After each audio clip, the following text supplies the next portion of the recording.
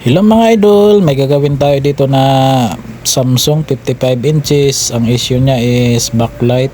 Ayan mga idol, ibang klaseng backlight ang i-repair natin kasi ang backlight nito patayo, nasa gilid po. Ayan, mahirap din buksan to mga idol kasi sobrang nipis po mga idol. At ayan mga idol, napalitan na po natin. Yan, talagang malalapat natin at medyo may tama na rin yung acrylic niya, may basag na. Ayan mga idol, basag na rin. Yan, kailangan yung backlight niya nakalapat doon sa may acrylic ng bahagya para maano yung ano. Ayan mga idol, success na ang gawa natin mga idol.